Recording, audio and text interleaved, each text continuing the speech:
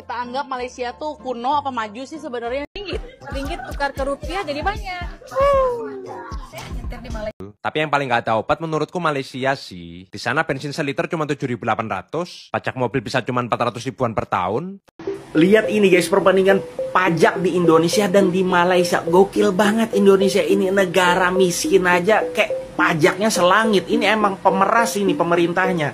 Lihat nih, pajak kendaraan Malaysia dan Indonesia nih untuk Toyota Avanza ya. Nih pajak tahunannya aja itu di Malaysia itu cuma 444.000, sedangkan pajak tahunan di Indonesia itu sekitar 3,5 juta.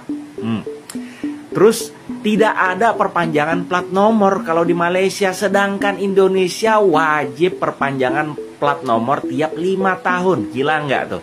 Negara Malaysia yang netizen Indonesia banyak tutup mata. Nggak ada tukang parkir, semuanya sistem otomatis. Ada Pak Oga yang bantu-bantu atur jalan. Hampir tak ada pungli di Malaysia. Jelaskan dulu pungli itu apa? Pungutan liar. Lowongan kerja ditempel di depan toko, sekaligus sama gaji dan benefitnya. Tak ada syarat minimal usia. Tak ada syarat pengalaman kerja minimal 3 tahun. Hari Raya Idul Fitri, Cina, India, semua jalan tol di Malaysia gratis. Harusnya pas hari raya itulah jalan tol ini banyak dapat duit. Buat paspor ke Malaysia nih hari Minggu pun ada. Jadi hari Minggu mereka nggak libur, KWSP atau jaminan hari tua. Potongan untuk karyawan 9%. Kontribusi perusahaan 12-13%. Malaysia nggak ada obatnya, sampai-sampai membuat influencer daripada Indonesia terkejut kaget. Bagaimana tidak kaget dan terkejut? Bayangkan, Indonesia dan Malaysia ini kan negara yang bertetangga sangat dekat sekali, rapat sekali. Dari sumber daya hasil alam kurang lebih juga sama. Kalau Indonesia hasil sawitnya nomor 1 di dunia, ya kan, nomor 1 di dunia. Sedangkan Malaysia nomor 2. Nah, soal berbicara tentang harga minyak dan juga harga mobil, Malaysia itu juaranya. Bahkan harga minyak di Malaysia atau harga bensin itu lebih mahal di Indonesia. Kemudian soal pajak. Nah, soal pajak mobil di Malaysia itu juga lebih murah. Maka dari itu, Malaysia bikin kaget dan terkejut influencer daripada Indonesia. Yang satu ini. Assalamualaikum warahmatullahi wabarakatuh. Apa kabarnya sahabatku semua? Semoga sehat selalu. Ya, negara tetangga kita soal bahan bakar minyak atau bensin memang nggak ada obat. Selain harga bensinnya murah, harga mobil di Malaysia juga dibilang terjangkau. Kemudian Malaysia salah satunya bisa membuat mobil nasional sendiri. Dan mobil nasional Malaysia ini juga sudah dikirim ke beberapa negara. Indonesia kapan punya mobil nasional? Sabar aja. Kemarin baru punya SMK, tapi sekarang nggak tahu ya SMK-nya entah hilang kemana. Saya juga nggak tahu, kok nanya saya. Oke sahabat-sahabatku semua, langsung kita reaction videonya. Inilah culture shock orang Indonesia dan juga saudara kita daripada Malaysia ketika datang ke Indonesia. Bagaimana kesan-kesannya? Kita simak videonya bersama-sama. Video ini sebagai bentuk informasi dan hiburan buat para sahabatku semua. Nah, untuk sahabat-sahabatku, jika ada sesuatu hal yang positif dari negara tetangga kita, mungkin ada orang Indonesia yang kemudian menceritakan suasana di Malaysia dari segi sisi positif. Dari segi sisi positifnya, jangan kita istilahnya cemburu atau iri hati atau lebih-lebih mengata-ngata negara tetangga kita. Itu tidak berpatutan atau tidak boleh. Oke, sahabat-sahabat semua, langsung kita simak videonya. Harga bensin di Indonesia murahnya udah setara negara Arab yang kayak minyak, tapi ongkos buat punya mobil di Indonesia ternyata salah satu yang termahal ya. Lu kok bisa? Jadi pas aku nyetir di negara-negara Arab yang kayak minyak, jujur aku kaget banget karena ternyata harga bensin di sana nggak beda jauh dengan harga Pertalite di Indonesia. Misal di Arab Saudi harga 1 liter bensin juga 10 ribuan kayak Pertalite, di Uni Emirat Arab harganya juga 10 ribuan, dan di Oman pun harga bensin juga 10 ribuan per liternya. Tapi kalian jangan seneng dulu dul, karena ongkos buat punya mobil di Indonesia ternyata jauh lebih mahal dari banyak negara lain. Misal dari sisi harga, mobil di Indonesia itu termasuk super mahal karena tingkat pajak dan biaya yang dipungut pemerintah itu tinggi banget. Jadinya nggak usah kaget kalau harga mobil di Indonesia bisa 1,5, 2, dan bahkan 3 kali lebih mahal dari banyak negara di dunia. Belum lagi pajak tahunan mobil di Indonesia itu termasuk mahal banget, bahkan lebih tinggi dari negara maju kayak Jerman dan Amerika. Bedanya kalau di Jerman itu udah termasuk jalan tol gratis. Di daerahku tinggal di Amerika dulu jalan tolnya juga gratis. Sementara jalan tol di Indonesia mahalnya malah nggak ngira-ngira Miratul. Tapi yang paling nggak ada obat menurutku Malaysia sih. Di sana bensin seliter cuma 7.800, pajak mobil bisa cuma 400 ribuan per tahun, dan harga mobil lokalnya pun masih ada yang di bawah 100 juta. Di saat harga mobil LCGC di Indonesia aja, kebanyakan udah di atas 150 juta. Bahkan kalau kita tinggalnya di Malaysia yang bagian Kalimantan Utara, mereka di sana punya jalan tol yang lebih panjang dari tol Trans Jawa, dan jalan tolnya bisa digunakan secara gratis ya. Nah kalau menurut kalian, kira-kira kenapa ya kok kita nggak bisa kayak Malaysia? Padahal kan kita masih serumpun. Hot Wheels mobil Malaysia. Mungkin udah gak jarang kita lihat Hot Wheels bikin berbagai macam mobil Jepang, Eropa, atau Amerika. Namun, berbeda dengan Proton Saga ini yang merupakan mobil Malaysia. Hot Wheels Proton Saga ini dibuat dalam rangka Malter Malaysia merayakan 40 tahun di Malaysia. Proton Saga merupakan mobil nasional Malaysia pertama yang hadir pada tahun 85 menggunakan platform yang sama dengan Mitsubishi Lancer Fiore tahun 83. Di Indonesia sendiri, Proton Saga ini pernah dikendarai oleh Presiden Soeharto bersama para menteri-menteri Kabinet Pembangunan 4 pada bulan Oktober tahun 1985. Selain itu, mobil ini juga sempat digunakan sebagai armada taksi. Mungkin bisa buat jadi inspirasi buat yang suka custom diecast. Buat yang suka mobil dan diecast, bisa like, comment, dan subscribe. Perbedaan berkendara di Indonesia dengan Malaysia. Oke, mari kita lihat. Kita akan lihat Malaysia dulu. Nah, seperti ini guys ya. Nah, sebelah kanan kosong tapi tidak ada yang lari ke kanan. Tertib, rapi, kiri. disiplin. Mari kita lihat Indonesia. Waduh, nah, ini di Indonesia guys, mantap sekali ya. Malah ada motor lagi 3 dari depan itu. Hampir ya. Itulah guys ya perbedaan berkendara di Indonesia dengan Malaysia. Kita anggap Malaysia tuh kuno apa maju sih sebenarnya. Dia punya drone buat irigasinya loh. Jadi udah nggak tradisional lagi sebenarnya ya. Jadi dia perpaduan antara tradisional sama urban, monorail dan lain sebagainya itu loh. Jadi heritage-nya ada, modernnya juga ada justru ya. Sementara MRT kita baru ada di Jakarta doang. Betul, Mbak. Masuk pavilionnya Malaysia dan penasaran makanan-makanan yang dianggap khas dari Malaysia tuh apa aja ya. Ini kayak contohnya laksa. Laksa tuh bukannya kita taunya dari Singapura ya. Kok ada laksa Johor ya? Kari, oke lah. Kari. Incek kabin tuh apa ya? Nah, ini kenapa otak-otak ya? Bukannya otak-otak tuh khasnya kita Palembang ya? Atau memang ada otak-otak Malaysia sih sebenarnya? Di Malaysia juga ada. Kasih tahu ya kalau pada tahu, gue penasaran. Benerkah ada ini seperti itu? World Expo soalnya ya. Iya, terus ini ada di World Expo Osaka. Gule lemak, lada, padi, gule juga bukannya makanan Indonesia ya gule tuh? Bener nggak sih? Ya. Nah kalau jenis-jenis ikan ini kan memang punya dia ya, ikan bilis gitu kan ya. Ikan apa nih?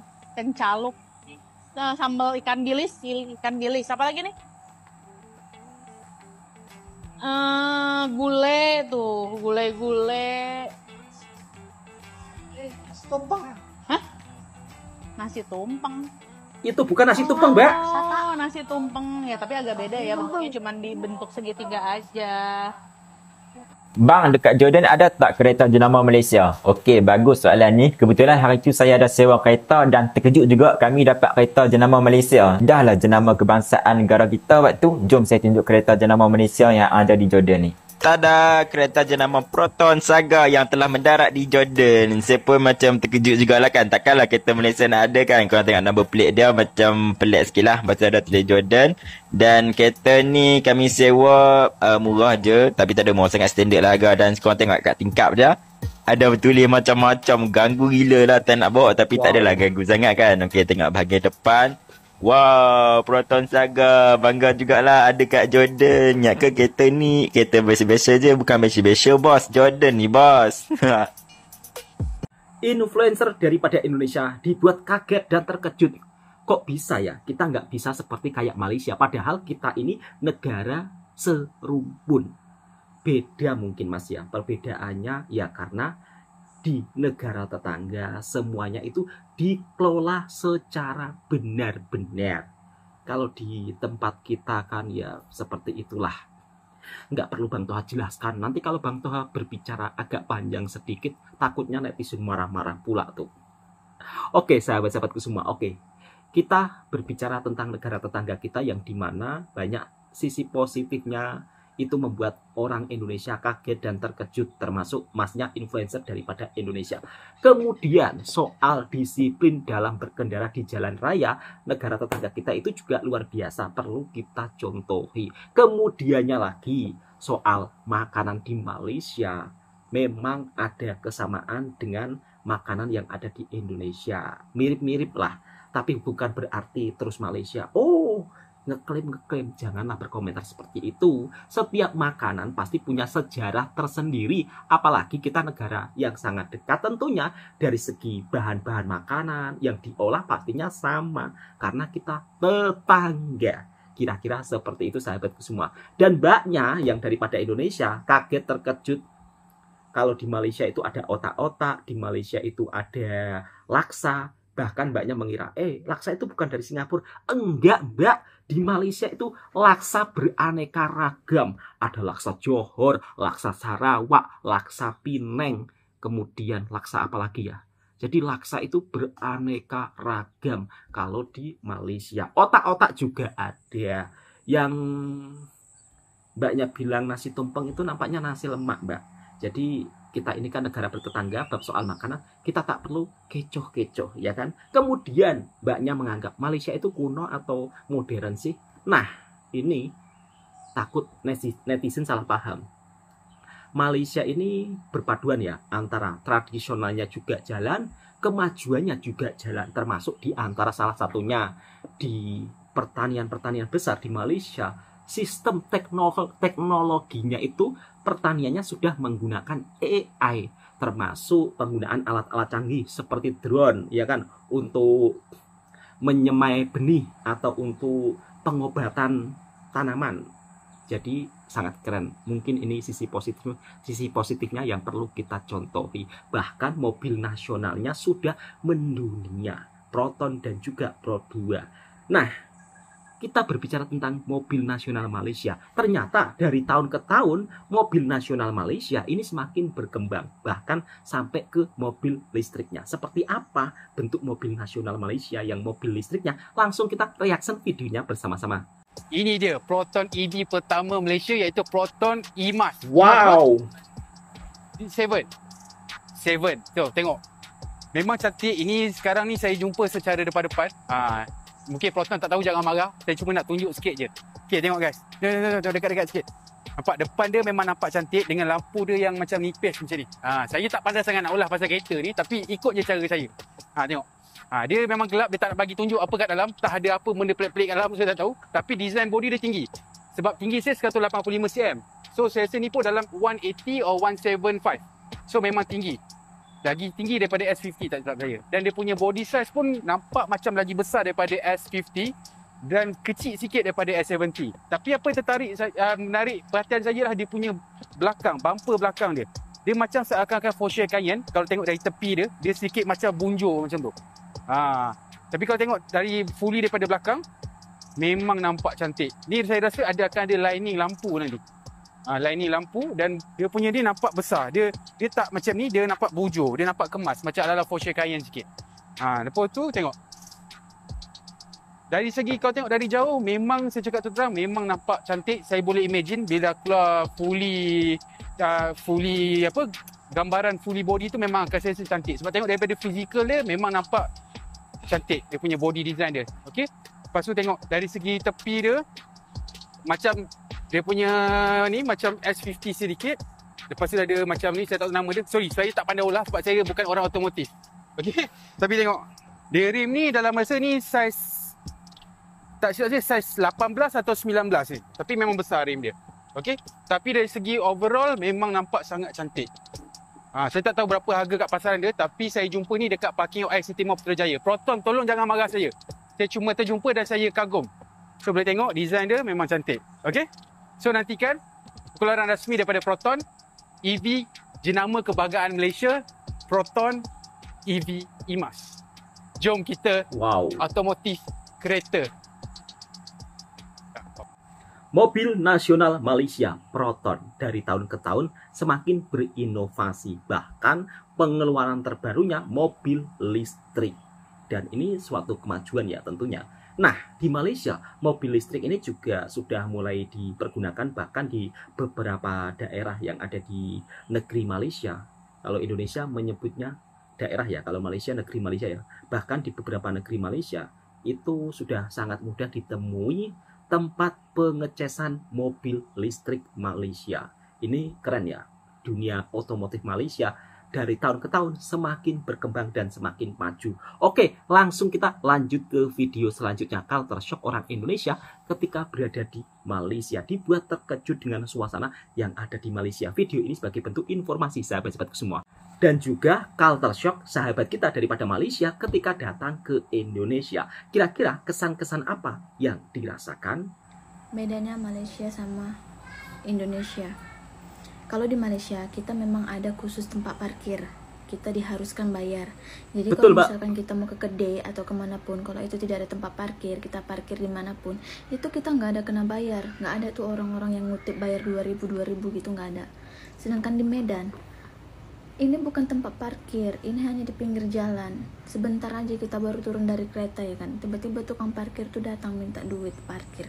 Padahal dia itu bukan tukang parkir, dia itu cuma pakai baju biasa, tapi dia itu kayak pandai-pandaian sendiri gitu jadi tukang parkir. Memang agak lain Medan ini. Kok bisa ya kayak gitu ya Medannya? Semua kalau bisa itu dijadikan uang gitu loh. Kalau udah nengok komenan yang kayak gini nih, biasanya nih orang-orang yang termasuk nggak mau maju di negaranya ini. Kayak mana negara kau nggak mau maju? Betul, Mbak. Semua dipunguti biaya. Agak lain kan? Jadi wajar lah kalau aku ngebandingin negaraku sama negara Malaysia. Memang kenyataannya pun, kenapa aku nggak terima? Selama aku tinggal di Indonesia nih, banyak kali pemungutan biaya. Nggak sebanding sama aku tinggal di Malaysia. Banyak yang gratis-gratis. Jadi kalau aku komen yang kayak gini, itu wajar, itu wajar. Maunya negara kita itu sama kayak negara lain gitu, supaya tingkat penganggurannya itu berkurang. Kalau kita terus tutup mulut, kita nggak bersuara, sama aja kan, pemerintah tuh nggak akan tahu rakyatnya itu kayak apa di Indonesia itu. Jadi penasaran sama orang Indonesia yang udah lama tinggal di Malaysia. Satu hal aja, apa sih yang paling bikin mereka betah tinggal di Malaysia? Udaranya jauh lebih bersih, jadi gue jarang sakit. Ringgit tukar ke rupiah jadi banyak.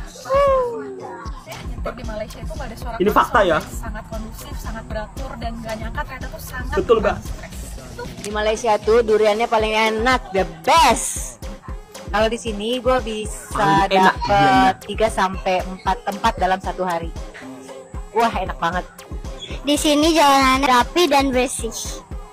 Biaya kehidupan kita di sini tuh lebih murah dibandingkan di Indonesia. Betul sekali. Yang sangat-sangat mahal. Nyaman, kalau terus tenang. Kita nggak perlu beribet sama motor, sama horn yang bikin panik itu. Ini aman. Kalau mau jalan-jalan keluar kotanya enak banget.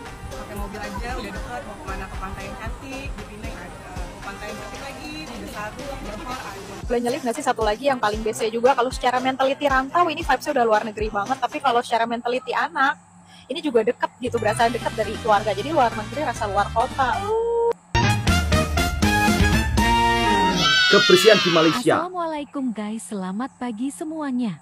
Hari ini aku mau buat video tentang kebersihan di Malaysia.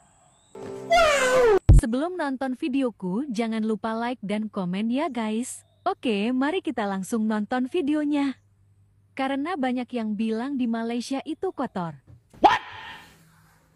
Kalian salah ya guys. Justru negara Malaysia itu bersih dan disiplin. Dan tidak ada sampah dibuang sembarangan karena di sini masyarakatnya teratur dan tertib guys. Dan setiap pagi itu Betul, ada Mas. cleaner yang bersihkan kawasan jalan dan area sekitar guys. Pohon-pohon pun di sini dirawat bagus guys, makanya di Malaysia pemandangannya bagus. Dan cleaner-cleanernya pun peduli sama yang namanya kebersihan guys. Kalau mau kerja di Malaysia ini nggak harus pintar, punya bakat, harus S2. Pokoknya kalau di sini harus rajin walaupun kita nggak S2, nggak punya pengalaman. Dan parkiran mobil pun di sini tertib guys, nggak ada mobil yang parkirnya sembarangan. Di Malaysia Wow, ini kalian rapi, nggak usah tertib. takut mobil kalian hilang guys atau barang-barang lain. Karena di sini orang-orangnya baik-baik. Tapi kalau di Indonesia harus waspada ya guys. Ini tempat kerjaku guys yang aku buat video sebelumnya itu. Kalau kalian mau jumpa aku datang aja ke sini ya guys. Masnya daripada Indonesia Oke dan guys, kerja di ke sini Malaysia. aku mau masuk ke dalam biar aku spill tempat kerjaku. Nah, ini dia pintu utamanya, guys. Yuk kita langsung masuk aja. Nah, ini Semangat, dia Mas. guys lobby utamanya. Yuk kita masuk ke dalam lagi, guys. Ini aku mau ambil minum dulu, guys, karena waktunya sudah mau makan. Di sini kalau mau makan, tempatnya ada kok, guys, udah disiapkan. Sebelum makan, aku pasang tisu dulu ya, guys, biar kerjaan aku selesai.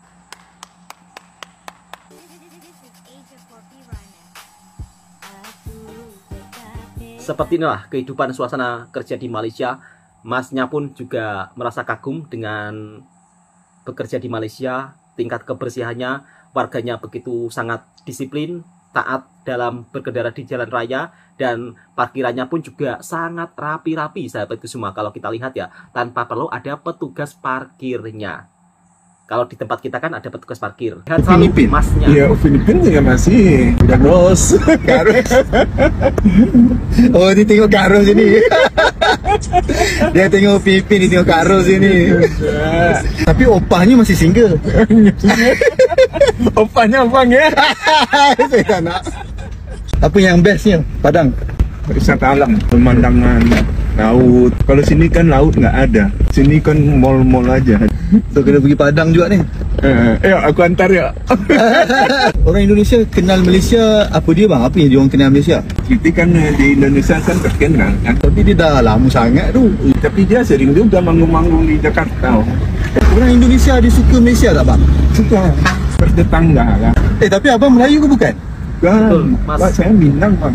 Ceweknya cantik? Oh, belum isteri lagi? Belum. Oh, berapa umur bang? 35. Oh, udah 35. Ya, tak ada rezeki lagi lah. Udah matang tuh bang. Jangan uang-uang aja dicari. Betul lah. Rumah tangga perlu juga bang. Saya cari cewek Indonesia lah bang. Nanti terkena pula aku di Malaysia nanti.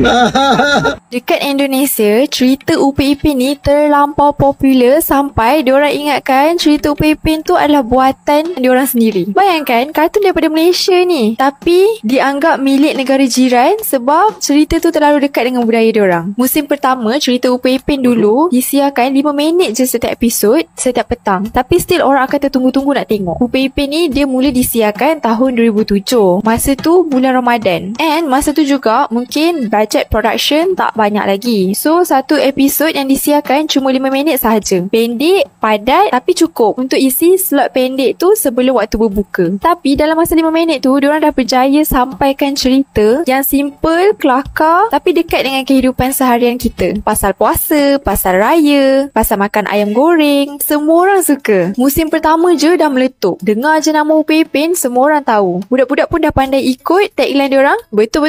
And daripada situlah cerita Upin Ipin ni start berkembang. Syarikat Les Kopak Production ni diketuai oleh Haji Burhanuddin dengan isteri dia Ainun Arif. Diorang punya niat, diorang nak hasilkan animation tempatan yang rakyat Malaysia sendiri boleh banggakan. And cita-cita diorang tu dah terwujud dah pun. Daripada satu musim ke satu musim, nampaklah kualiti animation Upin Ipin ni makin improve. Jalan cerita pun makin matang, watak pun dah makin bertambah. Macam Mail, Meme, Jarji, Tok Dalam pun makin popular juga. Bukan budak-budak je tau tengok, mak ayah sekali join. Sekarang ni Upin Ipin bukan setakat kartun je tau, tapi dia dah jadi satu brand. Diorang ada filem pecah panggung, diorang ada taman tema, ada merchandise, and diorang punya pengaruh ni dah sampai ke Indonesia dengan Brunei sekali. Cerita Upin Ipin ni boleh jadi famous sebab cerita dia dekat dengan kehidupan orang biasa macam kita. Pergi sekolah, main dengan kawan, makan ayam goreng, belajar puasa. Setiap satu identiti tu memang kita boleh relate. Contohnya Mail yang kedekut, Jarji dengan pantun dua kerat dia, Kak Ros yang garang tapi penyayang. Yang paling penting, jalan cerita dia penuh dengan nilai murni. Dia ajar pasal adab, hormat orang tua, tolong menolong. Semua ni disampaikan dengan cara yang santai and menghiburkan. Siapa dekat sini yang sampai sekarang masih tengok Upin Ipin?